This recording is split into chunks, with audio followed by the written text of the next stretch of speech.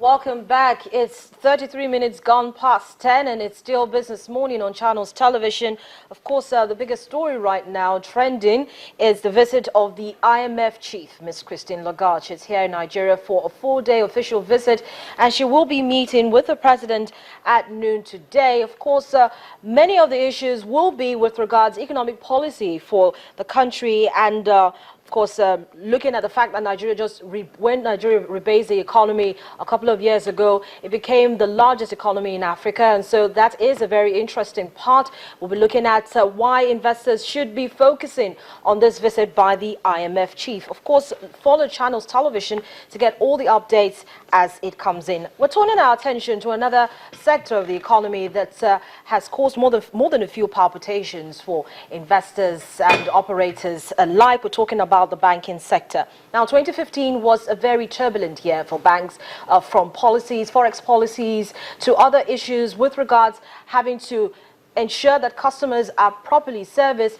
dominated most of the space in 2015 for the banking industry. And so we're talking about this with the head research at FSDH Merchant Bank, Ayodele Akinwumi, to take a look at 2015 for the banking industry and outlook for 2016. Good morning and thank you so much for coming in, Mr. Akinwumi. Thank you very much for having me. So first and foremost, it's great to have you in the studio. Most times conversations are either on Skype or on telephone. And so it's very interesting that we're having a one-to-one now on the banks. 2015 was a very harrowing year for the banks. And so will that likely spill over into 2016?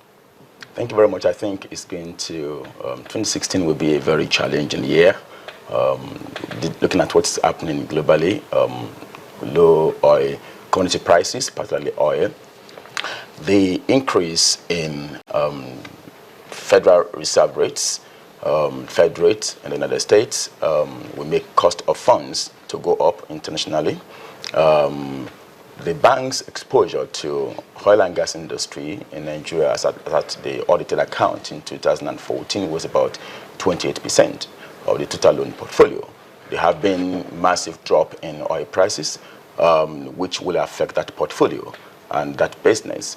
We're going to likely record a lot of provisioning on account of that this year, and that also impacts their ability to lend, and therefore may also affect their the capital of these banks. Okay, in your analysis for the banking industry for 2015 into 2016, you say you see an increase in loan losses and non-performing loans to gross loans in the short term. However, if there's an improvement in the business climate, there may be an increase in lending activities.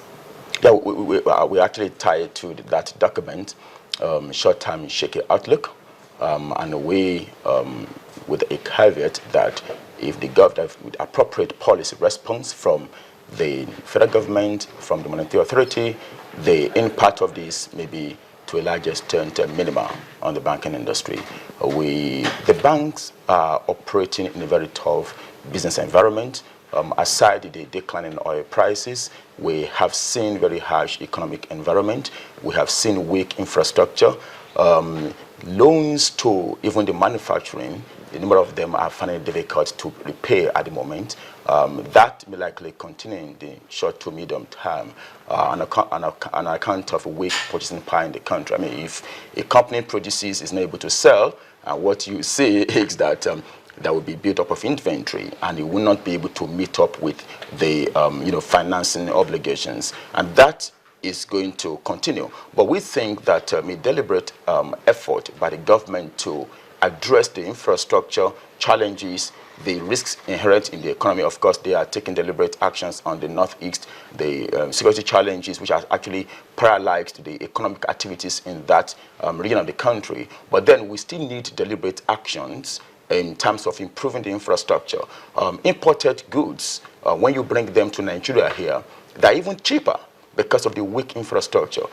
We transport our goods by road. There's no, good rail system in Nigeria. The roads are actually very bad also. I mean, you move from Lagos to Ibadan, sometimes you spend 4 or 5 hours, and all these things come as increased cost to the producers, and therefore they have to pass on the cost to consumers. And when for irrational consumers, they will go for commodities are of cheaper quality, and that's why, even though with restrictions, as long as the imported goods in Nigeria are cheaper to produce, investors will produce them, and a lot of companies will be closing down. And so if government comes up with, we have advised on a PPP, that's public-private partnership, to improve on the infrastructure that we have in the country. Once that is done, but this may not actually take a short-term approach, but if there are indications that that's the direction they want to follow, investors would come in, and business will be able to operate more profitably to meet all their financing obligations. Talk a little bit more about those deliberate actions, because last year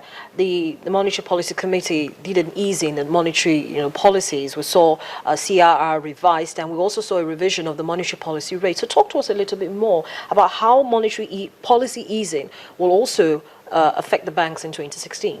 I mean, just straightforward, is going to reduce their interest margin, right, and makes profitability to drop. Now, you see in Nigeria, we speak today, we have inflation rates in excess of 9%. So we have deposit rates in Nigeria, and cost, even the yield on short-term securities, treasury bills, bonds, slightly below that rate. So banks and PFAs are investing at negative real yield. Now, as depositors who wants to save for future, when you realize that if I save my money today, when I need the money, I will have to, the prices of those commodities would have grown far beyond my interest rate. I mean, the money I get, it will discourage savings, which will not allow banks to get money the way they should do to fund the economy. Therefore, I think the major problems we have is not really that easy as we speak. Soludo, I think, in 2000, when it was the Central Bank governor, he mentioned that if you can sort out, power, banks' operating expenses will drop by about 30%. A lot of banks are operating with generators, buying diesel instead of buying, getting more electricity from the power distributor companies, and these has increased their operating expenses, and therefore the cost of interest rate we have in Nigeria is not a function of just only how much you get. All those security challenges, all the infrastructures are built up into how much banks lend. So I think that will not really address the major issues that will make to reduce the risk in the economy. Banks will just continue to pile up their funds in treasury bills, in government bonds, and they will not even extend the funds to the private sector and the real sector of the economy that can actually drive growth. Which takes me to my next question, because we're actually talking about lending to drive growth. A lot of communiques have come out with regards driving the real sector. The presidency in the budget, of course, talked about how that's a very critical sector of the economy that we should be giving, enough funds. So, looking at the position where the banks are, it doesn't look like we're going to see much lending in 2016. I'm not sure we're going to say that, because there are very few, quality assets outside there, right?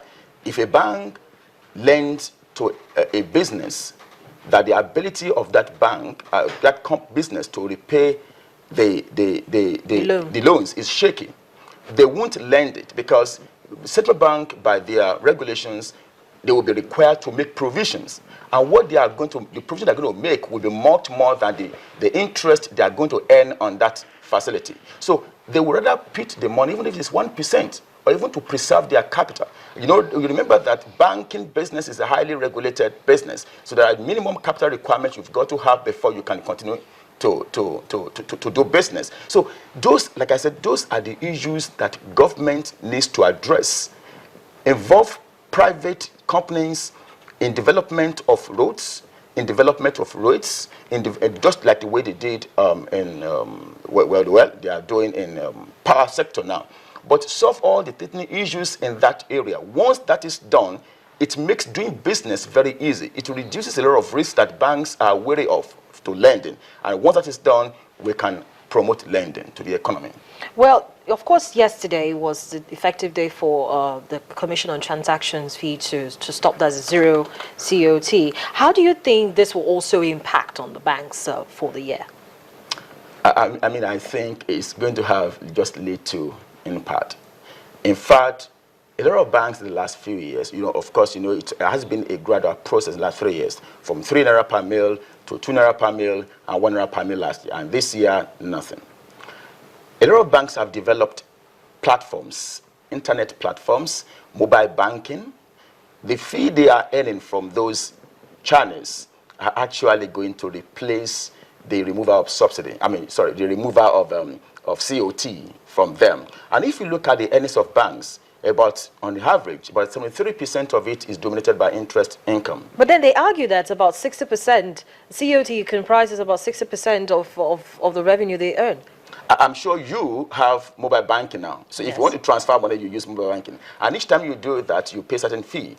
That fee and the velocity, if you generate activities in that area, and internet banking, the 100 naira, the 70 naira that you pay, as the case may be per bank, will replace that area. So for me, I don't think that is an issue.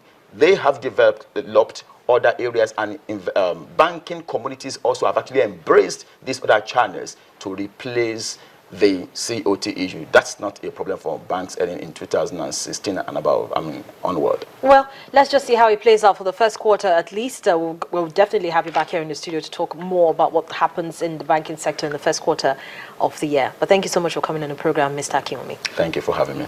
Well, Business Morning continues in just a moment. We're turning our attention to the markets. Will the visit of the IMF chief spook the markets to a rally?